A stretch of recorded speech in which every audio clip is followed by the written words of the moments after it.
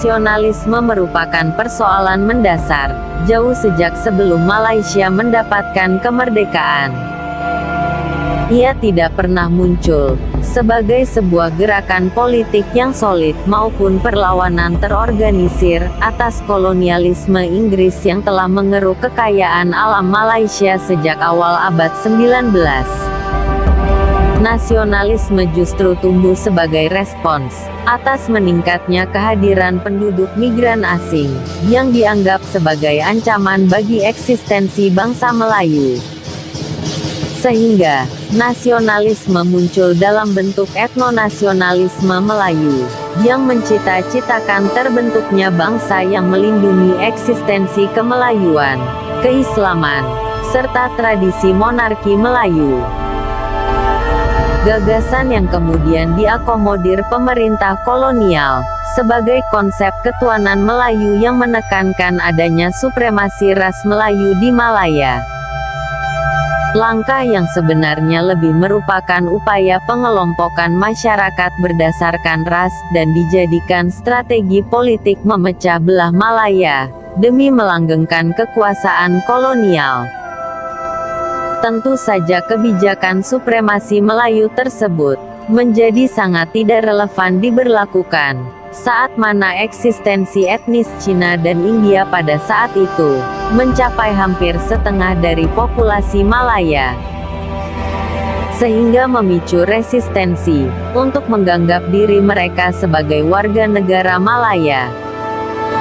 Sangat disayangkan, saat kemerdekaan diberikan Inggris, segregasi sosial antar etnis yang sengaja diciptakan rejim kolonial Inggris untuk mencegah tumbuhnya nasionalisme kebangsaan, masih diberlakukan. Merdeka! Merdeka! Banyak ketentuan konstitusional merekomendasi superioritas etnis Melayu. Bahkan secara eksplisit, hak-hak istimewa etnis Melayu ditetapkan dalam pasal 153 Konstitusi Federasi. Pada akhirnya, etnonasionalisme tumbuh menjadi antitesa nasionalisme kebangsaan dan identitas nasional. Sehingga bisa dikatakan, Malaysia adalah negara tiga bangsa, Melayu, Cina, dan India. Ketiganya mengembangkan etnonasionalisme masing-masing. Bahasa, sistem pendidikan, budaya dan partai politik sendiri-sendiri.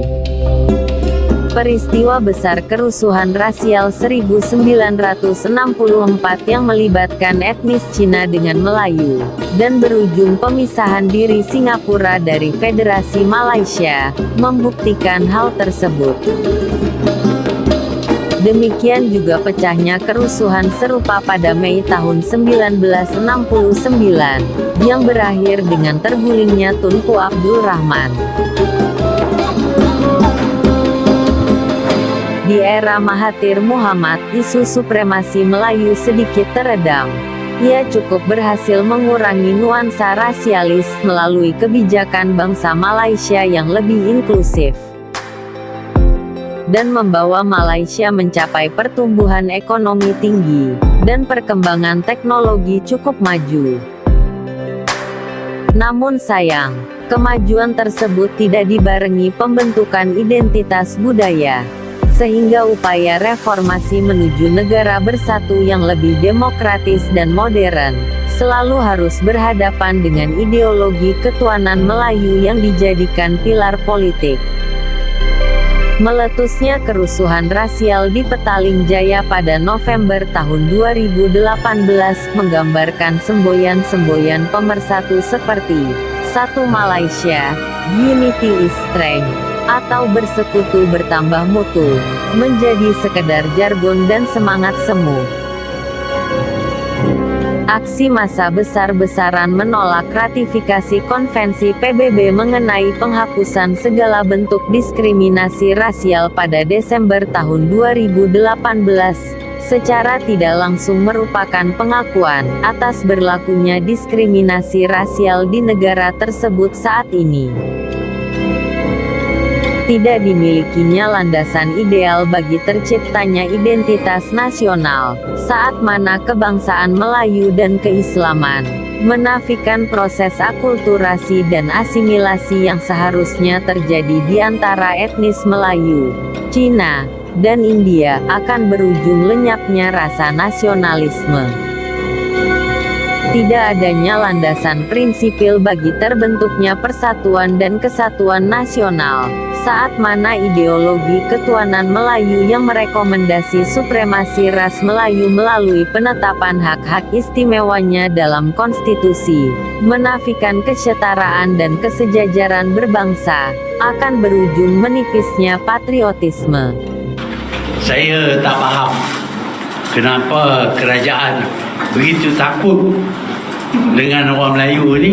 Kondisi yang akan menyuburkan populisme etnik dan agama, seperti terlihat makin kencang terjadi saat ini di wilayah Malaysia Timur. Nasib orang Melayu kini dan akan datang tidak lagi dapat ditentukan oleh mereka. Lemahnya Melayu sehingga kedaulatan tanah air ini pun bakal terlepas dari tangan mereka. Masa depan Melayu kini amat gelap. Pemulihan bangsa Melayu hanya akan berjaya jika mereka kembali bersatu.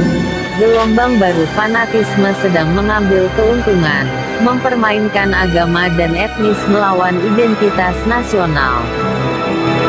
Isu rasial dan sektarian yang terpelihara dalam masyarakat, menjadi bom waktu yang bisa meledak kapan saja secara tidak terduga. Ada wakil Cina, ada wakil India, ada wakil Sabah, ada wakil Sarawak.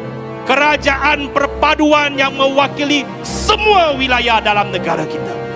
Gelombang besar perubahan dan arus modernisasi adalah keniscayaan yang harus dihadapi.